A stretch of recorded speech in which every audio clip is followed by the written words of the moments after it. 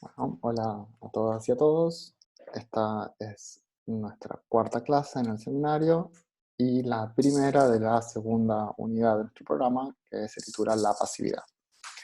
Lo que vamos a ver hoy es una aproximación general a la noción al concepto de pasividad y a cómo queda redefinida la noción husserliana de conciencia a partir de el descubrimiento de la pasividad, por decirlo de cierta manera.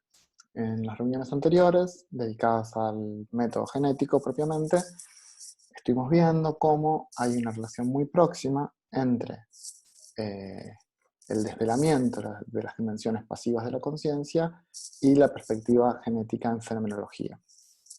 Básicamente, esto ya lo venimos viendo y lo venimos repitiendo también varias veces, mientras que la perspectiva estática busca describir la experiencia tal como se da en la actualidad al fenomenólogo, tal como se le presenta al fenomenólogo, y el fenomenólogo, en términos generales, es un adulto humano, racional, eh, eso sería deseable.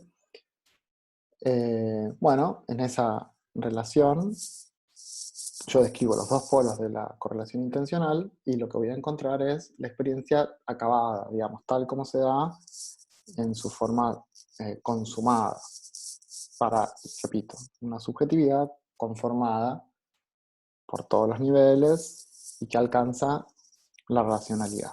Esta noción de racionalidad también en Husserl es una noción compleja porque no es que el hombre, el humano, sea racional sin más, sino que la racionalidad es un ideal, así que no es que siempre somos racionales, pero en términos generales somos capaces de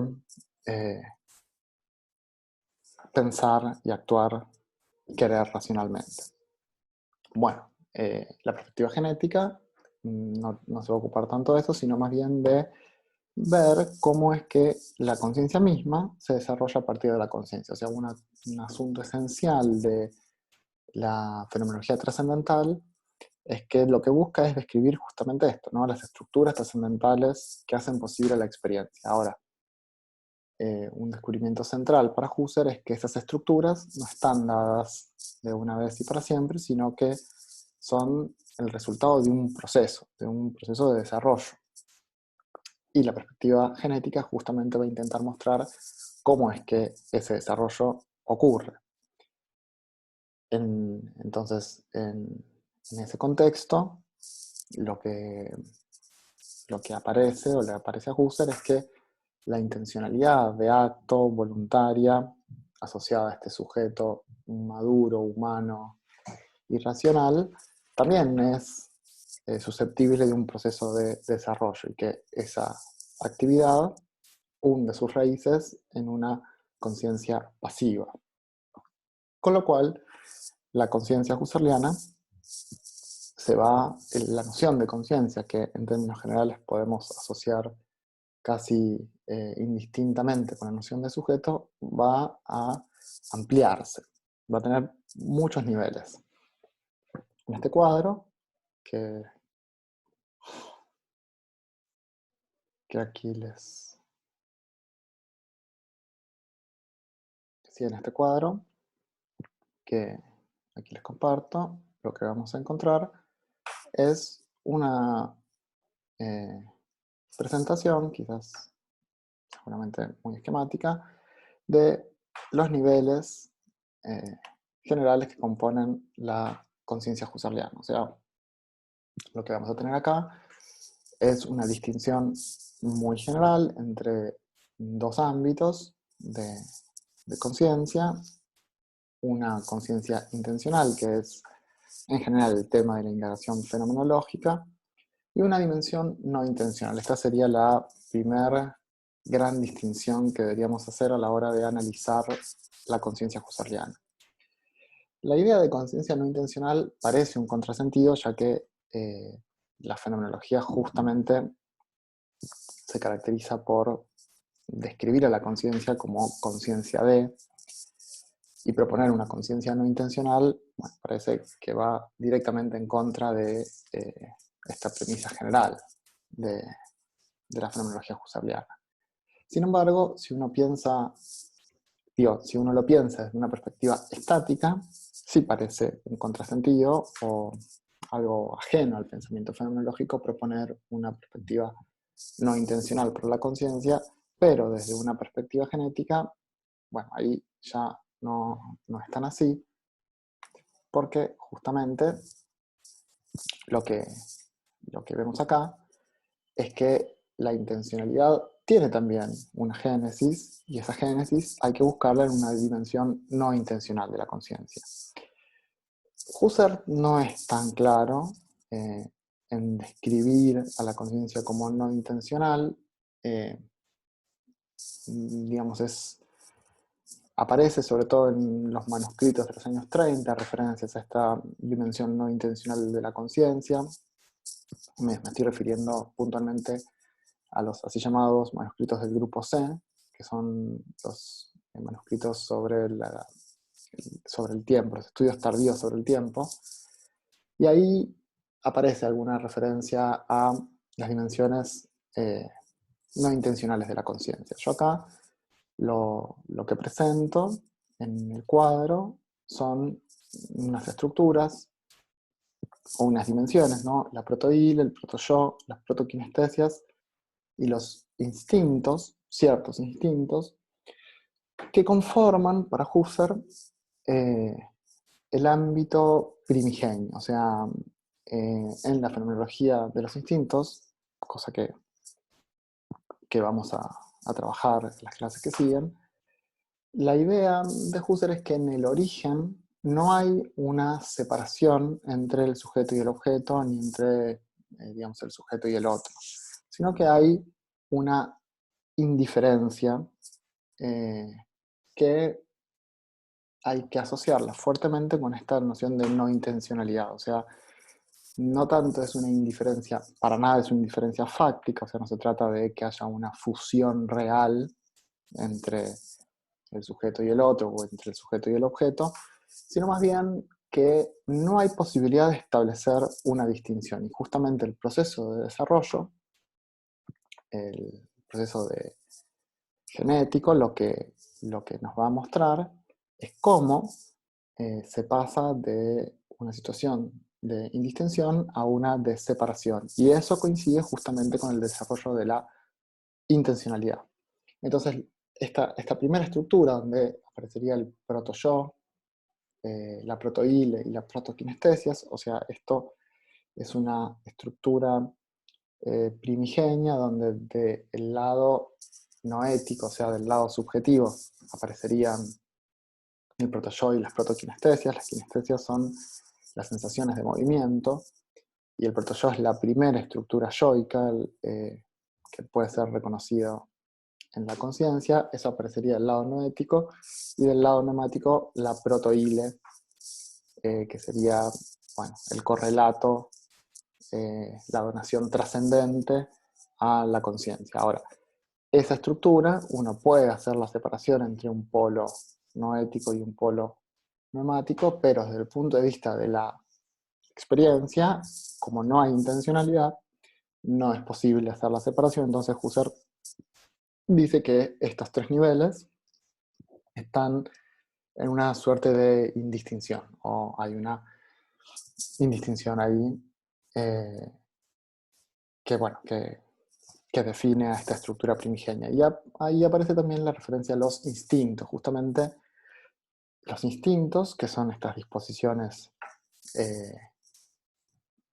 dadas de la conciencia. O sea, eh, la fenomenología de los instintos tampoco es tematizada eh, extensivamente dentro de la obra publicada, sino que hay que ir a buscarlo a los manuscritos, y sobre todo a los manuscritos tardíos. Hay estudios muy serios sobre el tema, por ejemplo uno de Nam In Lee, que tiene un libro llamado Fenomenología de los Instintos, que es muy muy bueno, es la obra de referencia, está en alemán, pero los podemos poner en la bibliografía eventualmente si a alguno le interesa.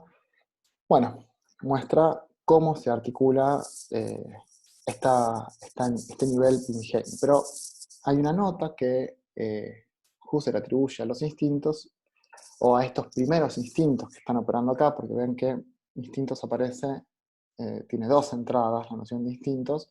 Bueno, hay unos instintos intencionales y hay unos instintos no intencionales. Estos no intencionales son los más primigenios, y Husserl lo asocia a un instinto de objetivación, o sea que hay una tendencia elemental en toda subjetividad a establecer distinciones, a establecer una relación intencional, o sea que la relación intencional a constituir un objeto y también a constituirse como un sujeto es una tendencia que está íncita en toda conciencia, o sea, toda conciencia se desarrolla buscando esta objetivación y a la vez en constituirse ella misma como un, un polo centrado e intencional. Entonces, veíamos eso, ¿no? Como tenemos esta primera estructura donde aparecen estas dimensiones. Esto lo vamos a trabajar en su momento. En esta clase solamente estoy presentando los niveles de la conciencia para que tengamos un panorama, ¿no? Voy a repasar, así como estoy haciendo en este momento, los niveles para tener esto, ¿no? Un mapa, una cartografía donde ubicarnos. Y otra dimensión que aparece dentro de este ámbito de la conciencia no intencional es la automanifestación. Esto también es un asunto muy discutido, porque Husserl tampoco tiene una teoría muy clara acerca de la automanifestación de la conciencia. Dice, sí, varias cosas, fundamentalmente que la automanifestación ocurre al nivel de la conciencia temporal y que es una condición última, ¿no? De la experiencia, esto ya lo decía Kant, el hecho de poder atribuirme a mí mismo mis vivencias, o sea, a saber que esas representaciones, acá bueno, no son representaciones en el sentido moderno, pero que el sujeto pueda vivirse a sí mismo. Entonces, la automanifestación de la conciencia, que ocurre al nivel del presente viviente, y que es la condición última, entonces, de la experiencia, o sea, el hecho de poder decir, esta experiencia me pertenece, o en términos husserlianos, me vivo a mí mismo, que está muy asociada también a la experiencia cartesiana, o la interpretación que Husserl hace de el coito cartesiano, ¿no? Que acá es, más bien habría que interpretarlo como un coito pasivo, básicamente yo no dudo de que soy a cada momento, o sea, me vivo a mí mismo, la conciencia, lo que dice Husserl es se vive a sí misma, y esa autoexperiencia de la conciencia no sería intencional, porque si fuera intencional generaría una serie de problemas que vamos a ver pormenorizadamente cuando estudiemos la teoría del tiempo, pero básicamente la idea sería que si hay una separación intencional entre una conciencia agente y una conciencia objeto, habría siempre, y quiero decir, si yo trato de explicar la automanifestación de la conciencia a partir de una duplicidad entre dos niveles de la conciencia, siempre habría un nivel que permanecería inconsciente. O sea, si yo digo, bueno, la conciencia que es objeto de un acto, esa es la que adviene la conciencia, pero la conciencia agente, esta permanecería inconsciente y requeriría de una nueva instancia intencional para volverse consciente. Bueno, eso genera un regreso al infinito del que no se puede salir y que la teoría del tiempo husserliana intenta resolver. Entonces, una manera de interpretar cómo es que operaría la conciencia del tiempo para evitar ese regreso al infinito en el presente es sosteniendo que la automanifestación de la conciencia, esa automanifestación es no intencional. O sea, como que no hay separación entre eh, agente y objeto al nivel de la conciencia. Husserl da algunas indicaciones para pensar esto, les digo ya en la conciencia, en los análisis de la conciencia del tiempo, y hay un autor, puntualmente Dan Zahavi, que en cierto sentido revolucionó los estudios sobre el tiempo al proponer esta dimensión pasiva de la automanifestación. Eso lo repito, lo vamos a trabajar, es un asunto sumamente problemático que el propio Husserl no resuelve así abiertamente, pero sí señala el problema y indica caminos posibles de solución, pero bueno, no hay una teoría husserliana acabada acerca de este problema de la automanifestación no intencional de la conciencia. Entonces, toda esta primera categoría, la conciencia no intencional, hay que pensarla, bueno, tomarlo con, no sé, con pinzas, pero no decir Husserl dice que hay una conciencia no intencional, es un ámbito de debate, digámoslo así. Bueno, entonces tenemos estas dos grandes categorías, la conciencia no intencional, la conciencia intencional, y dentro de la conciencia intencional, la categoría que aparece al costado de eso, o sea, al lado, es la distinción entre actividad y pasividad. Como vemos, la noción de pasividad abarca dimensiones no intencionales y dimensiones intencionales.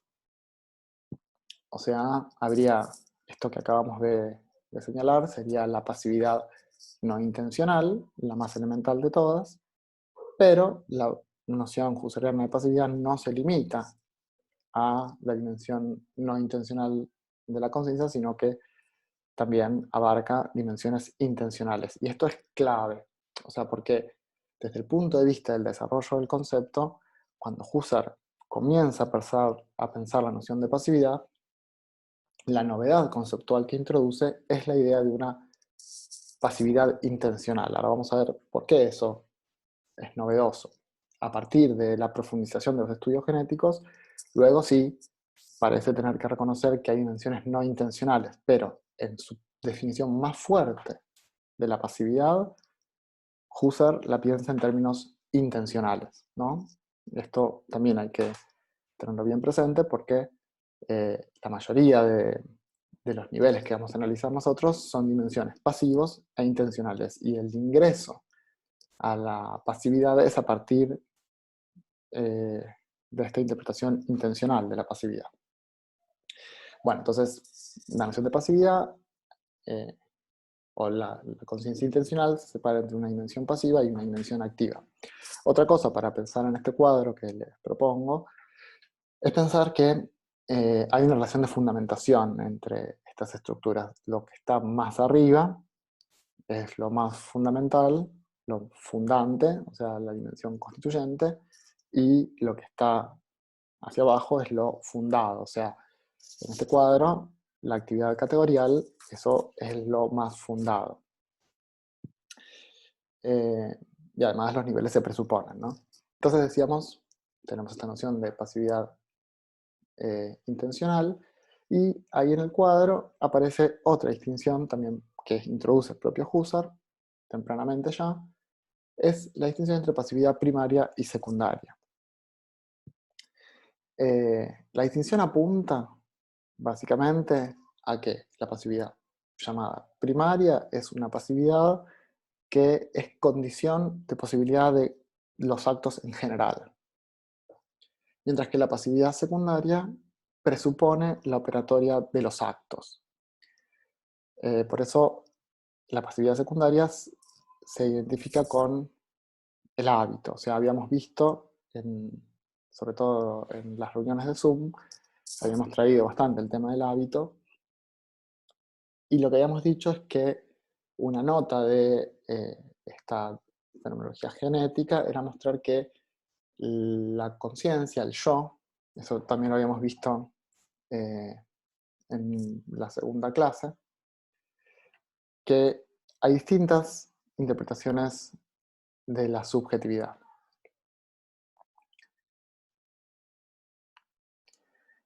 Bueno, les decía esto de que habíamos visto en nuestra segunda clase un cuadro, lo vamos a traer acá.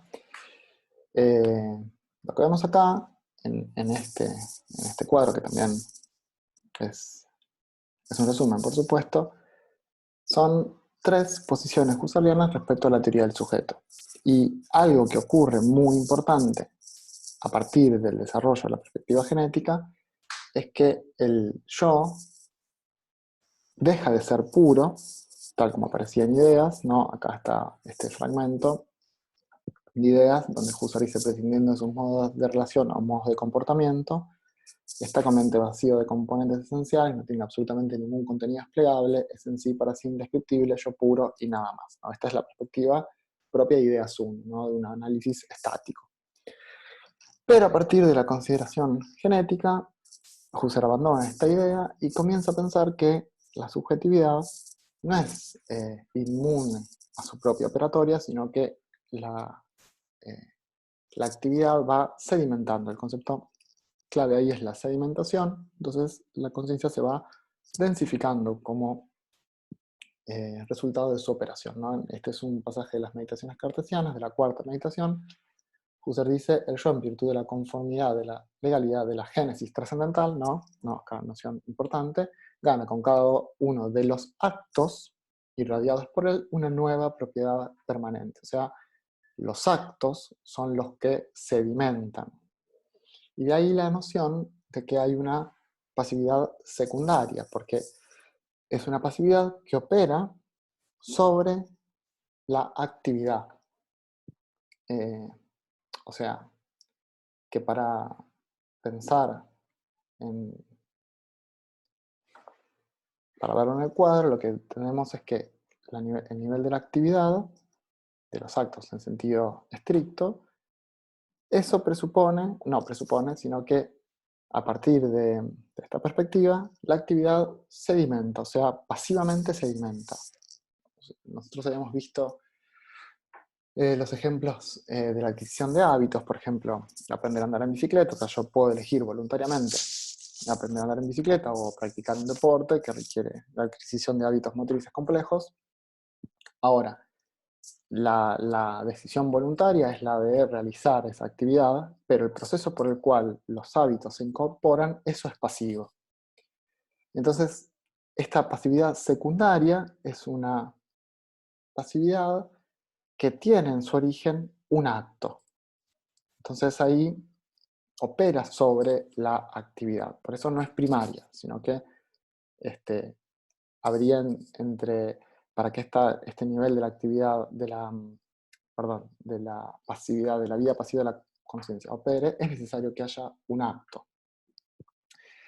Y esto nos pone también de relieve otra característica esencial del modo en que Husserl está pensando la relación entre actividad y pasividad, y es que en estos niveles no hay algo así como cortes o saltos, y mucho menos conflicto. Sino que Husserl está pensando que entre actividad y pasividad hay una gradualidad, y además de una gradualidad, hay una relación de, en algún sentido, mutua dependencia. Eso está muy claro al nivel de la pasividad secundaria. O sea, no es que... de hecho, vamos a ver ahora un pasaje, que voy a mostrar ahora, para ver, el propio Husserl lo señala. Ahora esto después vamos a leer un poco, pero miremos este pasaje de Experiencia y Juicio, donde Husserl dice lo siguiente, dice, esto que voy a leer es un artículo mío, que va a aparecer como bibliografía de esta clase.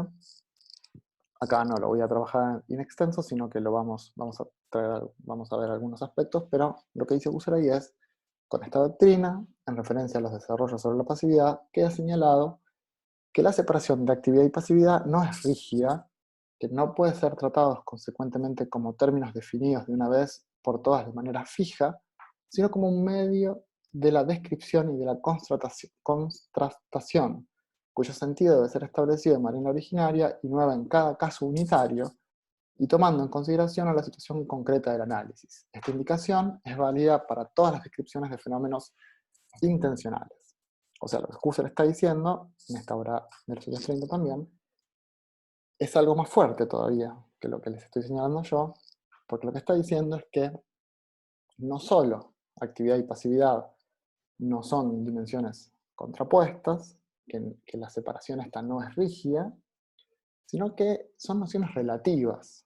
Entonces, que habría que usarlas en relación con el nivel de análisis que se esté considerando en el...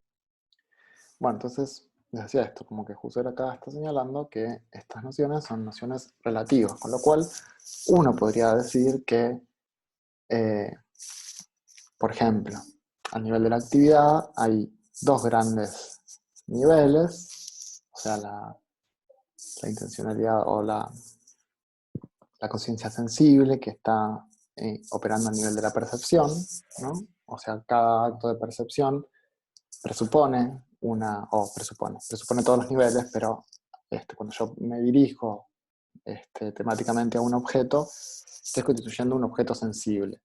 Sobre ese objeto sensible puedo a su vez construir otras objetividades de orden superior, que son los objetos categoriales, y que básicamente se trata de la articulación judicativa de lo que es experienciado a nivel de la sensibilidad. Cuando yo percibo una silla, ahí hay un montón de elementos que están contenidos, pero que no están desplegados, explicitados, y yo eso después lo puedo articular categorialmente, o sea, judicativamente, y decir la silla es marrón, la silla es de madera, la silla está en el espacio. Eso, esa articulación categorial, el hecho de emitir un juicio, presupone a el nivel sensible, perceptivo. Entonces, según lo que afirmaba Husserl en la experiencia y juicio, que la noción de actividad y pasividad es relativa, uno podría decir que los objetos sensibles son pasivos respecto a la actividad categorial, en el sentido de que son la base sobre la que la conciencia adjudicativa opera para articular un juicio en sentido propio.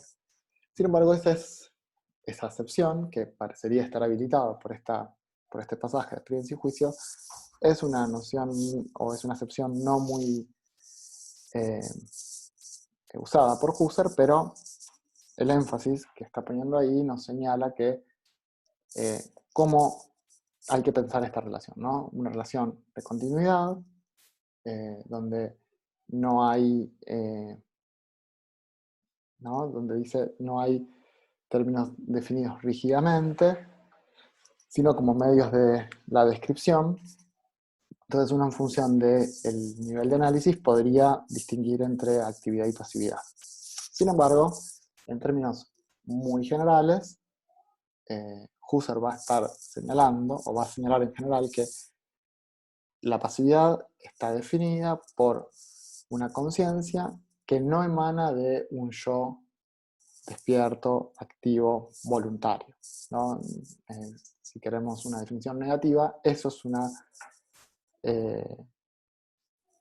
definición bastante adecuada de pasividad, ¿no? O sea, son los niveles de la conciencia que no emanan de un yo así definido, ¿no? Como un adulto, racional, voluntario. Bueno, eso, todos los niveles de la conciencia que no emanen de ese yo, entonces serán pasivos.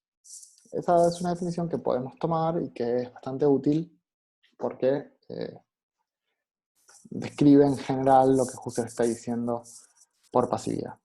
Pero entonces, como notas generales tenemos que hay una continuidad, que no es una separación rígida, y que no hay oposición, sino que lo que Husserl está pensando es que los niveles activos están fundados en la pasividad y que hay ahí una porosidad, una permeabilidad entre las nociones. Bueno, si nos centramos entonces en estos niveles que son los que nos quedan describir o presentar básicamente, vamos a tener unos instintos que son intencionales y que son un desarrollo de estos protoinstintos, estos instintos no intencionales, o sea, no es que son otros instintos, sino que son esos mismos protoinstintos o instintos que están operando a ese nivel de la conciencia no intencional, donde todavía lo que prima es cierta indiferencia. Bueno, estos instintos ya van a estar orientados intencionalmente. Por ejemplo, Husserl habla o pone como ejemplo la constitución del pecho materno como la primera constitución objetiva, y ahí estos instintos intencionales que lo que buscan es bueno, conformar este primer objeto, van a estar orientados por dos tipos de parámetros, que son el rechazo y la, la aceptación. O sea, básicamente sensaciones que producen un placer y que producen displacer. Esa va a ser el modo en que se van constituyendo los primeros objetos. Eso también lo vamos a ver pormenorizadamente. Pero la separación, entonces, tampoco hay que pensarla como rígidamente, no. Hay un instinto no intencional y luego hay otro instinto intencional, sino que son los mismos instintos no intencionales los que se desarrollan intencionalmente.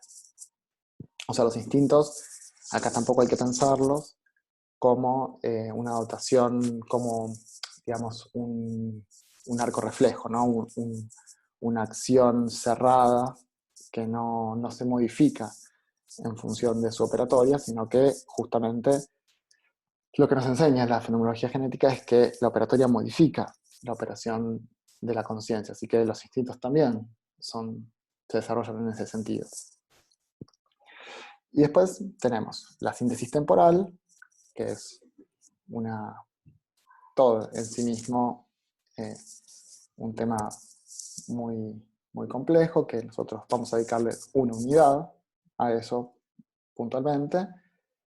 Pero básicamente la idea es que la síntesis temporal para Husserl desempeña al menos dos funciones muy importantes. La primera es esta operación de automanifestación de la conciencia, o sea, que al nivel de la síntesis temporal cada sujeto sabe qué es, o sea, se vive a sí mismo en el presente, y junto a esa función de automanifestación está la función de síntesis, ¿no? Que es la que aparece asociada al encadenamiento retencional, o sea, básicamente nuestro pasado se constituye pasivamente previo a nuestra operatoria activa. Si pensamos en que el acto que se dirige hacia el pasado es el recuerdo, o sea, yo voluntariamente me dirijo hacia un fragmento del pasado y lo presentifico en un recuerdo, para que esa operación pueda tener lugar, el pasado debe haberse reunido, debe haber un pasado ahí para que yo me dirija hacia él y despliegue un fragmento. Ahora, yo no soy el agente de esa constitución del tiempo. Yo en todo caso puedo, digamos el yo voluntario, ¿no?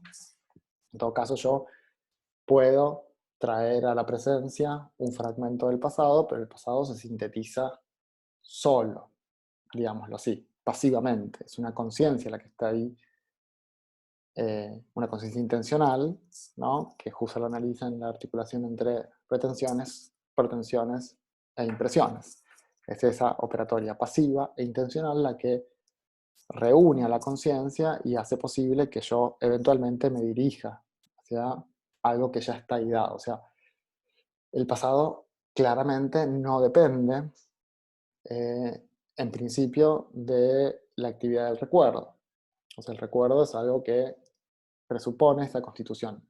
Lo que no quiere decir que el, el- el acto de recordar no tienda a modificar nuestro pasado, porque eso sí es un fenómeno que sí podemos eh, describir o encontrar. Verónica tiene una interpretación sobre eso, pero que, por ejemplo, aparece no sé, en memoria activa. Ese tipo me estoy refiriendo a la asociación memoria activa que enfatiza la necesidad de recordar para que el pasado se refuerce. O sea, ahí también vemos cómo una actividad, la actividad del recuerdo, opera sobre la dimensión pasiva, reforzándolo, porque la idea es que si no hay esa repetición del recuerdo, el pasado tiende a desvanecerse. Eso lo vamos a ver también. Y sobre la síntesis temporal, lo cual va a ser el tema de nuestra próxima reunión, aparece la síntesis asociativa. La síntesis asociativa es la síntesis propiamente pasiva, que es lo primero que Husserl descubre en el rubro de la pasividad, y es el tema de análisis del tercer capítulo de los análisis de la síntesis pasiva, que es el texto que vamos a empezar a trabajar exhaustivamente a partir de acá. Ese tercer capítulo, del cual nosotros tenemos una traducción mecanografiada que hizo Walton en los años 70, Walton y Pirk, en los años 70 creo que estuvo perdida muchos años y después reapareció y nosotros tenemos una versión digitalizada, es la única traducción al castellano de ese texto. Está obviamente en alemán, hay una traducción al francés y otra al inglés, y nosotros tenemos esta versión mecanografiada, extraviada, y vuelta a encontrar, con la que vamos a trabajar estos temas. Y ahí aparecen enlistadas 3 síntesis sobre las que nosotros nos vamos a ocupar exhaustivamente: la protoasociación, que opera en el presente; la reproducción, que es la síntesis asociativa dirigida al pasado; y la anticipación hacia el futuro. O sea, básicamente la distinción que Husserl hace entre síntesis temporal y síntesis asociativa es que la síntesis temporal es una síntesis formal. Esto lo que quiere decir es que el tiempo reúne su contenido por el orden de sucesión. O sea, no es relevante lo que se da, sino el hecho de que se dé. De ahí este carácter formal. O sea, ordena la experiencia en función de una secuencia rígida, que es la secuencia del tiempo, ¿no? Presente, pasado, o sea, que va desde el futuro hacia el pasado, ¿no? Una línea rígida y unidireccional. La síntesis asociativa no es una síntesis formal, sino de contenido, dice Husserl. Y de lo que se encarga es de reunir ese contenido de conciencia en función de las relaciones de semejanza que hay entre lo contenido en la conciencia. Por ejemplo, la reproducción, lo que hace, la síntesis de reproducción, lo que hace es enlazar una experiencia presente con una experiencia pasada por su vínculo de semejanza. Al hacer eso, esta experiencia pasada gana llamatividad y motiva el volverse activo del yo. Y si esa motivación está sentida por el yo, ocurre un recuerdo. O sea, lo que explica esta síntesis es que nuestra relación con el pasado, por ejemplo, no es una relación donde lo más próximo al presente es lo más significativo para nosotros, sino que nuestra relación con el pasado es mucho más compleja que la que puede explicar la mera síntesis temporal que organiza el pasado en función de una secuencia rígida. Sino, esto que quiere decir que eventos que pasaron hace mucho más tiempo, que son mucho más distantes desde el punto de vista de la síntesis temporal, pueden ser mucho más importantes para mí, mucho más relevantes desde el punto de vista del contenido. Entonces, ese relieve afectivo del pasado, afectante del pasado, está asociado a esta función de la síntesis asociativa de reproducción. La anticipación es lo que predelinea el futuro, y la protoasociación es la que opera en el presente sintetizando el material sensible. O sea, lo que Husserl está viendo acá entonces es que al nivel de la conciencia presente, el yo activo no opera sobre la nada, sino que la sensación, digamos, el múltiple sensible, está estructurado y motiva el volverse del yo.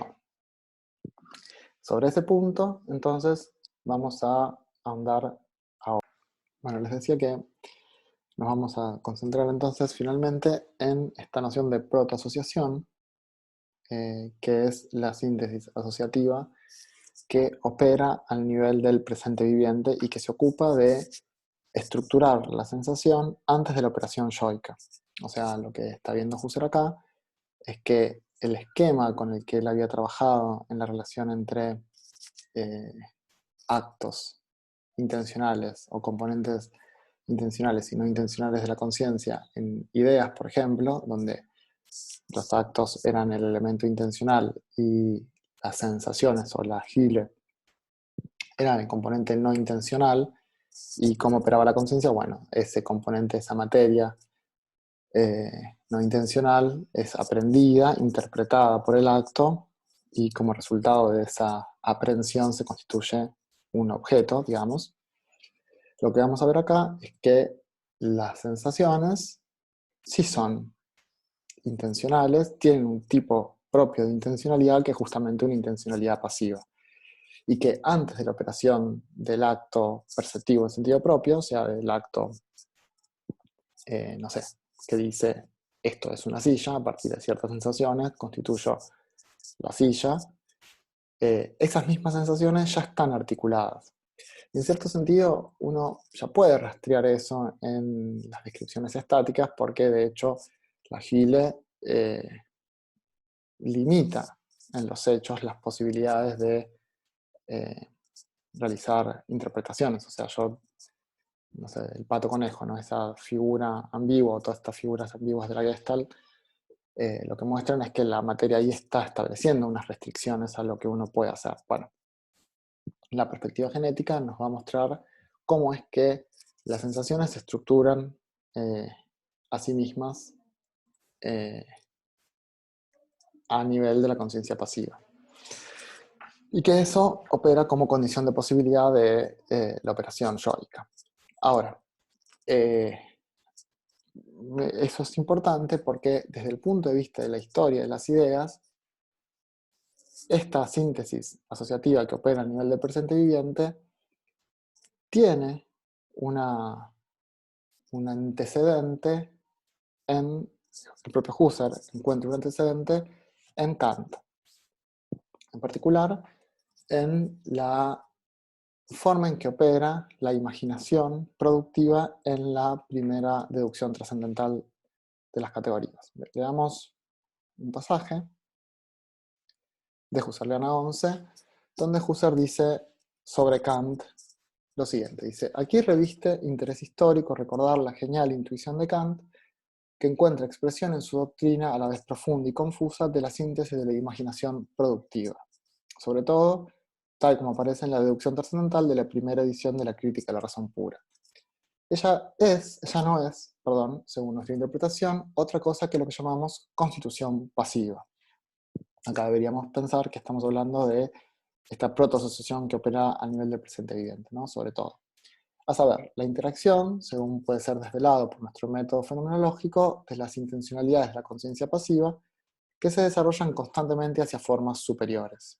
En ella se realiza de manera pasiva una donación extremadamente multiforme de sentido inmanente y trascendente, como lo es la unidad inmanente del curso de vivencias, que está en relación con la unidad trascendente del mundo con sus formas universales. Ahora bien, dado que Kant no estaba en la situación de reconocer la esencia intencional de la producción pasiva, o sea, Kant no tenía a disposición la noción de intencionalidad, no llegó a poder deducir propiamente la tarea de conferir inteligibilidad de manera sistemática al carácter esencial de la constitución de toda objetividad y de su curso estratificado. O sea, lo que está diciendo Husserl es en la función o en la operatoria de la imaginación productiva de la primera deducción de las categorías, o sea, de la primera edición de la Crítica de la Razón Pura, en esa función de la imaginación productiva está en germen lo que yo estoy llamando protoasociación.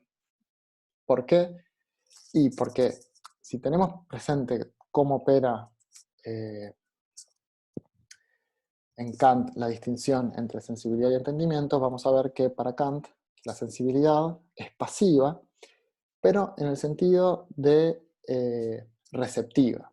O sea, pasividad en Kant es una facultad, no es una facultad, es una capacidad receptiva, meramente receptiva. O sea, la sensibilidad recibe el múltiple sensible, pero no puede operar sobre él. ¿Por qué? Porque si operara sobre él sería espontánea, o sea, tendría una dimensión sintética, y la síntesis está en el esquema kantiano restringida a la operatoria del entendimiento, o sea, a las categorías, en esencia. Entonces, lo que ve Husserl es que en la primera edición de la deducción trascendental de las categorías, la imaginación aparece funcionando como en una situación intermedia, Porque lo que haría la imaginación productiva es en cierta forma reunir ese múltiple sensible y disponerlo para la operatoria de las categorías. O sea, la imaginación productiva parece asociada a la capacidad de hacer presente lo ausente, o sea, la imaginación en ese sentido, ¿no? De hacer presente lo ausente. Entonces, lo que está pensando Kant es que para que las categorías, que son funciones de unión, o sea, son principios sintéticos, puedan operar sobre el múltiple sensible, ese múltiple sensible previamente tiene que estar contenido, reunido de cierta forma. Entonces, eso que reuniría el múltiple sensible es la imaginación. Ahora, en la segunda versión de la crítica, Kant abandona esta función anfibia de la imaginación entre la sensibilidad y el entendimiento porque le parece que justamente lo que está haciendo es conferirle un papel sintético a la sensibilidad, y eso es un problema bastante grande en el contexto de la crítica de la razón pura, porque si de hacer eso, bueno, lo que se estaría diciendo es que el sujeto de alguna forma se da a sí mismo los objetos. O sea, lo que ahí aparecería, o sea, si la sensibilidad es sintetizante, entonces, y no es meramente receptiva, entonces lo que se diluye es la distinción entre conocer y pensar. Porque esa distinción está sostenida sobre el hecho de que la donación sensible ocurre por algo ajeno a la conciencia, o sea, la conciencia, bueno, el sujeto trascendental kantiano, no es el que constituye su propia sensación, sino que la sensación es una ajenidad, y en esa ajenidad que tiene la sensación y la sensibilidad en términos generales, está fundada la posibilidad de pensar. O sea, yo solamente puedo, perdón, de conocer. Yo solamente conozco cuando hay algo ajeno al sujeto que se da más allá de mí. O sea, si yo constituyera, si el sujeto trascendental constituyera también eso que se da, se perdería la distinción entre conocer y pensar, y bueno, todo el andamiaje conceptual de la crítica entraría en cuestión. Entonces, lo que nos está proponiendo Husserl, en términos de historia de las ideas, es pensar una sensibilidad sintetizante. O sea, por eso la noción de síntesis pasiva, si uno la analiza a la luz de este antecedente kantiano, es una contradicción en los términos. O sea, síntesis es una operación del entendimiento, la pasividad es identificada como mera receptividad. Y lo que nos está haciendo pensar Husserl es que la pasividad es una operación. O sea, una operación que no se superpone con la operación del entendimiento. Y eso habría que pensar que al nivel en que está pensando Kant su propia noción de... Perdón, esto no es lo que quería compartir. Su propia... no, esto. Bueno, un segundo. Lo que está pensando Kant está a este nivel, al nivel de los objetos categoriales. O sea, justamente por algo Husserl llama categoriales a estos objetos, porque Kant está pensando que hay objetos solo a este nivel, al nivel judicativo, porque las categorías están obtenidas de la tabla de los juicios, o sea, son principios de unión, de articulación lingüístico en el sentido de judicativo, no como es como si nuestra experiencia comenzara con el juicio para Kant. Y lo que está diciendo Husserl es que no, nuestra experiencia es antepredicativa, o sea, como que hay experiencia a nivel de la sensibilidad activa, y a su vez hay muchos otros niveles de la experiencia que son anteriores a la actividad. Entonces, lo que está mostrando Husserl con esto es que la noción de pasividad es una operación de la conciencia, intencional, que la pasividad no es mera receptividad, no es meramente lo contrario al hacer, sino que es un hacer de otro modo, es una operación de otro modo, que no tiene el modo de ser de la operatoria activa, ¿no? Categoría de lo sensible, pero que en sí misma tiene su propia lógica, que es no solo diferente a la de la actividad, sino que es condición de posibilidad. Entonces, esta idea de una síntesis pasiva, lo que está poniendo en cuestión es esta asimilación o esta contraposición tradicional entre actividad y síntesis, y entre pasividad y mera receptividad. O sea, esas dos categorías acá se mezclan, y como resultado de esa fusión tenemos este esquema de la conciencia. Y eso, lo que hay que tener entonces presente es que la operación de la conciencia se dice de muchas maneras. Algunas son activas, otras son pasivas. No hay entre ellas, como decíamos, saltos ni separaciones estrictas, sino que más bien es una cuestión relativa, qué es activo y qué es pasivo, aunque en términos generales uno pueda hacer estas distinciones que estamos haciendo, diciendo, bueno, pasivo es toda operación de la conciencia que no emana de un yo despierto, temático, bla, bla, bla, y activo es la operación que sí lo hace. Entonces, para resumir lo que estuvimos viendo hoy, por un lado, la idea de esta clase es hacernos un panorama general acerca de cuáles son los niveles que vamos a estar trabajando cuando pensemos en la conciencia pasiva, y pensar también cuál es el antecedente conceptual o en el que podríamos situar, o en el que el propio Husserl sitúa su noción de síntesis pasiva, que es la imaginación productiva kantiana, que por otro lado es ya un concepto que en la filosofía contemporánea, esta imaginación productiva, es sumamente discutida. O sea, no solo lo ha discutido Heidegger, sino, por ejemplo, Deleuze también, de manera independiente a Husserl, vincula su propia noción de síntesis pasiva con la imaginación productiva kantiana. Si tienen interés, puedo también poner acá un artículo mío que trabaja la relación entre Husserl y Deleuze en la apropiación de la noción de imaginación productiva en Kant. Pero, en términos generales, estos son los temas que quería trabajar en esta clase. O sea, ver los niveles de la conciencia y analizar cuál es el antecedente conceptual más importante para esta noción de síntesis pasiva husserliana, y ver cómo se posiciona Husserl respecto a eso. Entonces, lo que vamos a dejar como bibliografía para este curso va a ser este artículo que estuve comentando rápidamente, el concepto de pasividad en Husserl.